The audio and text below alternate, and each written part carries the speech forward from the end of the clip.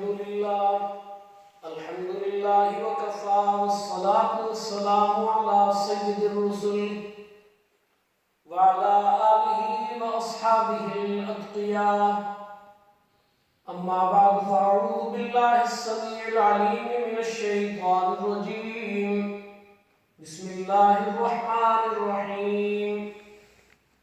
قل يا عبادي الذين أسرفوا على أنفسهم لا تقنطوا من رحمة الله إن الله يغفر الذنوب جميعا إنه هو الغفور الرحيم. صدقت يا رب العالمين ونحن على ذلك لمن الشاهدين والشاكرين والحمد لله رب العالمين. گرامی قدر معزز و مکرم بزرگوں، دوستوں، بھائیوں، ماں اور بہنوں، گھروں میں سننے والے سامعین اور سامعات، جمعۃ المبارک ایک ایسے ماحول میں کہ جب مسجد میں بظاہر بہت احباب موجود نہیں ہیں، صرف مؤذن امام موجود ہیں، لیکن میں پورے یقین سے کہہ سکتا ہوں کہ اس وقت سب گھروں میں بڑی توجہ سے میری بات سنی جا رہی ہے اور بڑی محبت کے ساتھ اور عقیدت کے ساتھ، کیونکہ بہرحال ہر بندہ مسجد کی اس کیفیت کو، اس حاضری کو مس بھی کر رہا ہے اور سب کے دلوں میں ظاہر ہے ایک تپش ہے، ایک حدت ہے، ایک آگ لگی ہوئی ہے کہ کب اللہ کریم یہ موقع فراہم کرے اور اللہ کے پاک گھر کے اندر حاضری نصیب ہو. ہم اللہ سے دعا گو ہیں کہ اللہ کریم جلد وہ وقت لائے اور ہم اپنے رب کے حضور حاضر ہو سکے.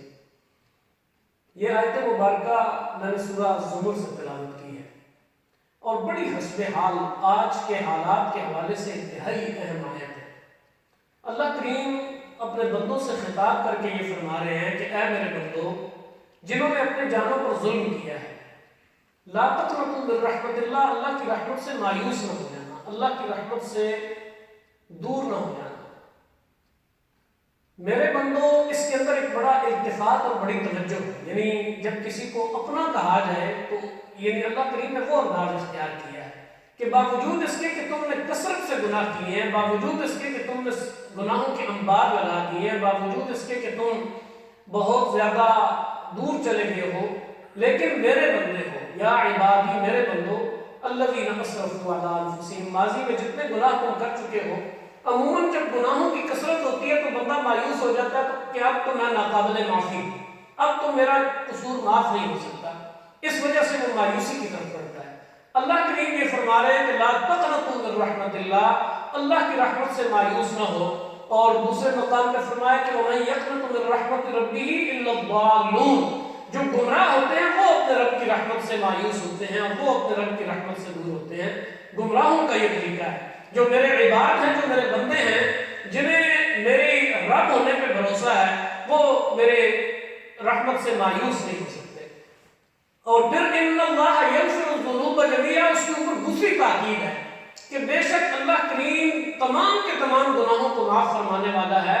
اور پھر یہ اتنا تاکیدی کلام ہے کہ انہ هو الغفور الرحیم، بڑی تاکید کے ساتھ انہ اور ہوا الغفور الرحیم، یہ الغفور الرحیم دونوں ایک لحاظ سے مبالغے کے سیغے ہیں، یعنی مبالغے کی حد تک وہ مہربان، مبالغے کی حد تک وہ معاف فرمانے والا ہے. لہذا ایک تو گناہوں کی کثرت جمیعات کے اندر ہی آ رہی تھی، لیکن پھر بڑی تاکید کے ساتھ فرمایا کہ بے شک تمہیں اپنے گناہ بہت زیادہ لگے لیکن اللہ کی رحمت اس سے بہت وسیع ہے. ورحمتی وسعت کل شیء، میری رحمت ہر چیز کے اوپر وسیع ہے. اللہ کی اس رحمت کے اوپر امید رکھتے ہوئے ہم جس آزمائش میں مبتلا ہیں، ہم اللہ کے حضور رجوع کریں.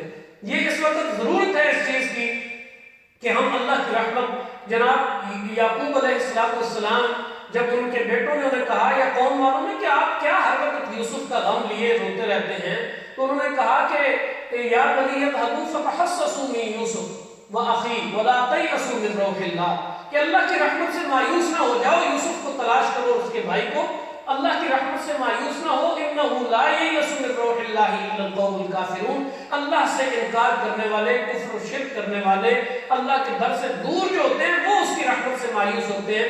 جو اللہ کے در سے کوئی نہ کوئی تعلق رکھتے ہیں، بے شک وہ کمزور تعلق ہو، مایوسی ان کے قریب نہیں پھٹکتی، وہ بالآخر اپنے رب کے در پہ حاضر ہو جاتے ہیں۔ اور پھر اس کا نسخہ بتایا کہ کیسے یہ اللہ کی رحمت اور گناہوں کی معافی کیسے ہوگی، یہ رحمت کا حصول کیسے ہوگا۔ وَأَنِيبُوا إِلَىٰ رَبِّكُمْ وَأَسْلِمُوا لَهُ مِن قَبْلِ أَن يَأْتِيَكُمُ الْعَذَابُ ثُمَّ لَا تُنصَرُونَ۔ اللہ کی طرف رجوع کرو، انیبو انابت سے ہے، انابت کا مطلب ہے کہ ہر چیز سے کٹ کر صرف اور صرف اپنے رب کے حضور حاضر ہو جانا اور اسی کو اپنا ملجا و باوا بنا لینا، وہی اول و آخر ہو جائے اور اسی کی ذات جو ہے وہ ہر چیز کا حاصل بن جائے۔ وَأَنِيبُوا إِلَىٰ رَبِّكُمْ وَأَسْلِمُوا لَهُ، اس کی طرف رجوع کرو اور اس کے تابع فرمان بن جاؤ، اس کے تابع دار بن جاؤ، اس کے لیے عاجز بن جاؤ، سر تسلیم خم کر دو، اسلموا لَهُ۔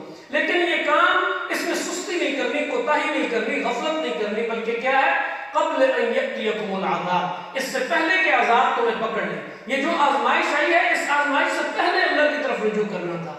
کوئی بھی آزمائش، کوئی بھی عذاب، یہاں عذاب سے مراد دنیاوی تکلیف بھی ہو سکتی ہے اور آخرت کا عذاب بھی۔ کہا جب وہ آ جائے تو ثم لا تنصرون، پھر تمہاری مدد نہیں کی جا سکے گی۔ یعنی اگر کوئی مسلسل غفلت کی زندگی جینا چاہتا ہے اور مسلسل اللہ کے در سے دور ہی رہنا چاہتا ہے تو پھر ایسے لوگوں کو تو اللہ کی نصرت نصیب نہیں ہوتی۔ پھر اس کا نصاب بتایا اگلی آیت میں کہ وَاتَّبِعُوا أَحْسَنَ مَا أُنزِلَ إِلَيْكُم مِّن رَّبِّكُم، پوری طرح سے پیروی کرو اس احسن اور بہترین چیز کی جو اللہ نے تمہاری طرف نازل کی ہے۔ قرآن مجید میں سورہ زمر ہی میں اس سے کچھ آیات پہلے یہاں اسی قرآن کو احسن الحدیث قرار دیا ہے۔ اللہ نزل احسن الحدیث، یہاں کہا کہ وَاتَّبِعُوا أَحْسَنَ مَا أُنزِلَ إِلَيْكُم مِّن رَّبِّكُم، اس بہترین چیز کی پیروی کرو جو اللہ نے تمہاری طرف نازل کی ہے۔